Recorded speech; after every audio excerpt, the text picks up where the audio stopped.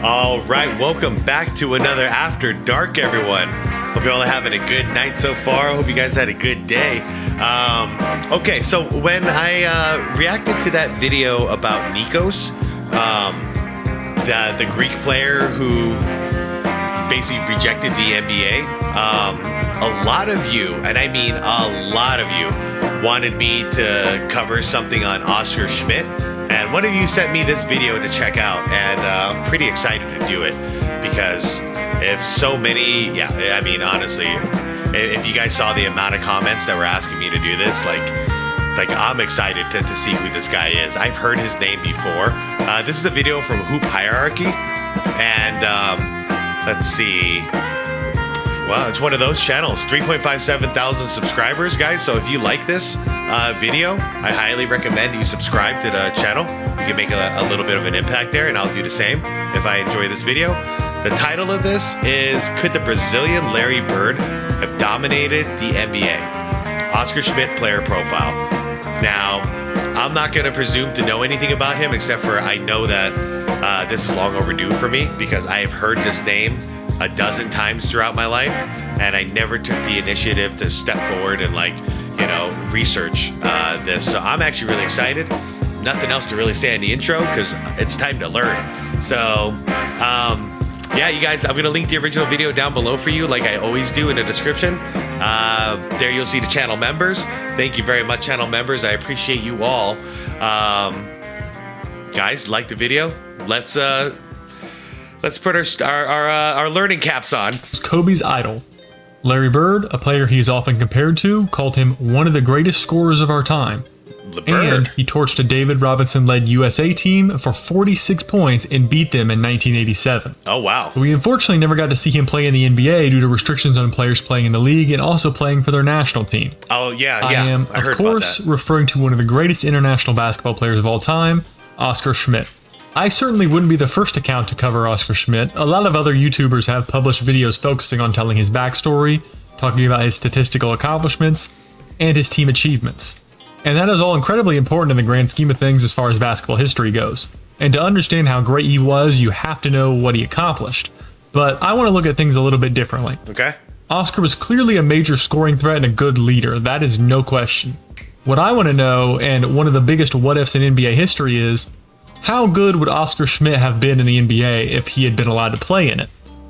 I'm going to take a look at Oscar's game, see what he did well, and try to determine what kind of numbers he would have put up if he had played in the NBA. Okay, because from the impression I got from some of the comments was that the main reason he didn't want to play in the NBA was similar to Nikos, that basically he wanted to be able to play for his home country in international play, in Olympic play, and that was not allowed back then. So let's get into it. So like I said, to understand how great Oscar was, you have to give some background on his story and his career. Yes, please. He was born and grew up in Brazil, and his development was anything but ordinary. Brazil was, and still is, a country where basketball is not the main focus.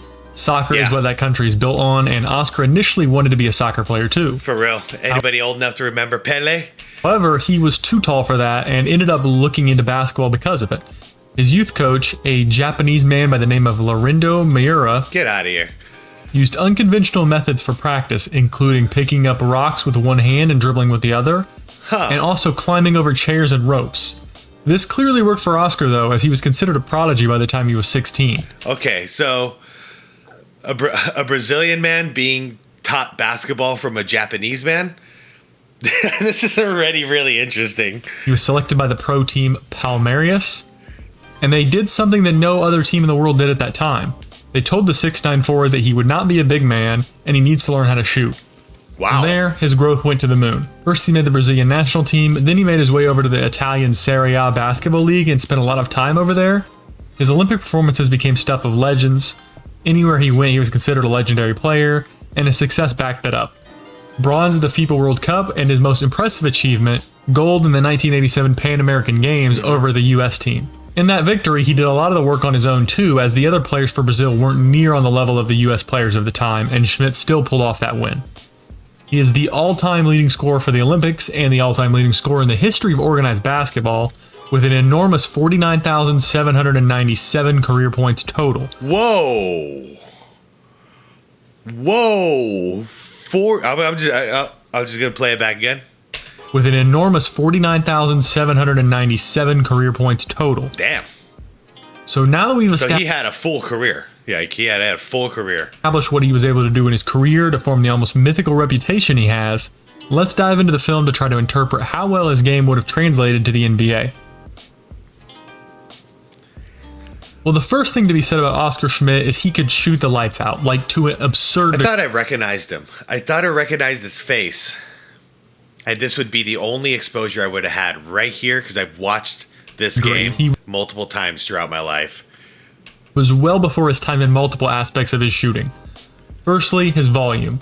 The man shot on average for his career stats that are available to us, which we only have for the Olympics and his time in the Liga ACB of Spain. In those competitions, he shot on average 8.5 threes a game and hit 3.8 of them. Okay, way ahead of his time. How many did he hit? 8 of what? Those competitions, he shot on average 8.5 threes a game and hit 3.8 of them. So 3 for 8, 8.5. He's shooting, like what? I'll tell you for a fact, because I think it's like 40%. 8.5 divided by 3, or was it 4? I'm sorry, you guys. Competitions, he shot on average 8.5 threes a game and hit 3.8 of them. 3.8, 8.5 divided by 3.8. I don't know why this stuff is important to me. 2.3, 8.5 divided by 3.8. I'm doing this wrong. 3.8 divided by 8.5. He shot 44%. Okay. No, he shot great. And shooting that many threes back then, yeah, he was far ahead of his time. All right. For a career three-point percentage of 44.6%. I could have just not paused it. Oh. Additionally, sorry, I heard that in Italy, in his prime, his numbers were 38 points, 6.6 rebounds, and 1 assist on 53.9% for the field, 46% from 3, and 89% from the free throw line. Good God, that's like Jordan 88 numbers. Though I couldn't confirm that from an official source, so I'm not going to be citing it, but regardless, if you just take the stats from those two competitions that we have good records of, that is insane. It is. There was no one even close to that volume and efficiency at that time. Reggie Miller was considered a prolific three-point shooter in that era, and he shot 4.7 threes a game at 39%. And while yes, Reggie played far better competition, shooting translates. Oscar would have been an absolute sniper in the NBA, there is no doubt about it. I mean, his volume playing in the 80s is only slightly lower than Steph Curry's volume right now, which is 9 attempts a game over his career, to Oscar's 8.5. That's wild. They both hit 3.8 threes a game. And these are completely different eras. If he were to have come over here shooting like that, we could have seen an acceleration of the three-point era, and it could have begun much sooner than it has. There was just no one shooting like that over here at that time. Yep, I remember that shot now. I remember this. I remember him. I didn't know who he was. I didn't know I was like watching a legend, but I remember him. And I could see him being extremely influential with his type of play. He was very fun to watch in the offensive end. Add this to the fact that he was one of the original stretch bigs. Like I said earlier, Oscar was not small. He was 6'9". This was an era, too, where the only guy that was that size that even shot a significant number of threes was Schmidt's idol, Larry Bird. And even Bird didn't put him up at that volume. Nah, I think he was shooting like 2 to 3 a game at the most. Actually, I think he might have been shooting, averaging like 1 a game. Close. If he came into the league and they let him play how he wanted, he would have almost certainly led the NBA in threes made. Yeah. Some of the types of shots he put up aren't even shots that you see today. He did this one thing where he would have the ball above his head and just launch it without bringing it down into a shooting motion at all. That was awesome. I don't see why more NBA players don't work on a shot like that because it is near unguardable. He had some versatility in the way he created shots for himself as well. While he didn't do anything flashy in one-on-one matchups, he would find a way to get a look that he could knock down. He used his size a lot to accomplish this. That's what made him such a mismatch nightmare back in his day. Most power forwards were accustomed to guarding on the interior at the time, and he would stretch the floor and make them come out. If the opposing team tried to put a smaller guy on him in the post, he had no issue backing them down and either getting the ball off the glass or hitting some tough fadeaway jumpers. His turnaround shots and his up and under were effective tools as well. All in all, just an electric scorer who was the definition of a bucket getter. Now, as great as Oscar was, there were a few holes in his game that he could have improved on and may have presented some challenges if he were to have consistently played in a better competition. The first and most obvious one is defense. Oscar was simply not a good defender. There's no way around it. It isn't that I think he couldn't have been passable, but a lot of times he seemed to not give even the slightest bit of effort on the defensive end. In fact, just after watching this much already, I'm definitely going to go rewatch that 1992 USA versus Brazil game, because I wonder, what does he look like against some of the best defenders in the United States at that time? Well, in the NBA at that time.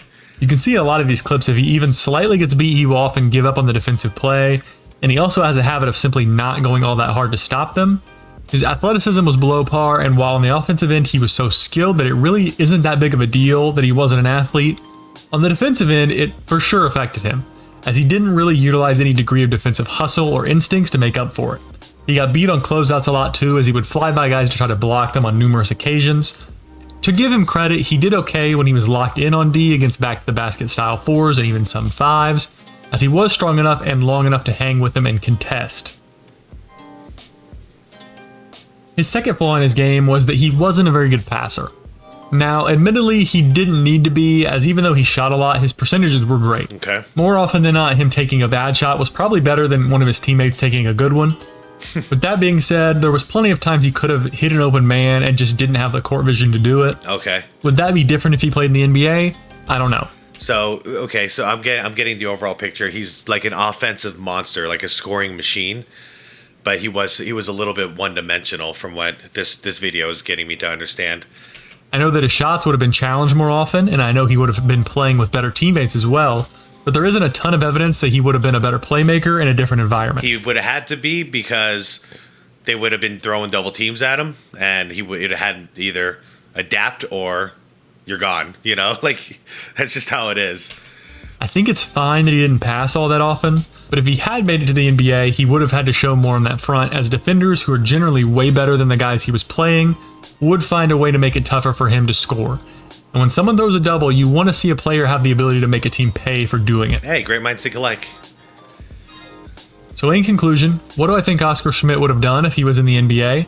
Well, like I mentioned in the shooting section, I think he would have been game-changing as far as the three-pointer goes. Yeah. Instead of Steph being the first guy to bring ridiculously high-volume three-point shooting accompanied by a really high percentage to the NBA, he would have been the one to do it. If they let him, though, because we could have said the same thing about Drazen, but he was kind of forced to change his game for the league. Mahmoud Abdul-Rauf was another example of that as well. Way ahead of his time when it came to bombing threes. But that's just because he happened to be on the Nuggets at that time, and they were pushing that kind of fast-paced offense. Would have been an offensive force and would have made the Nets, the team who held his rights and would have been the team to have him if he were to come over, a decent team. In my opinion, though, they still wouldn't have been great and almost certainly wouldn't have been championship contenders. Schmidt would have added an interesting dynamic to that roster, but the roster wasn't all that good.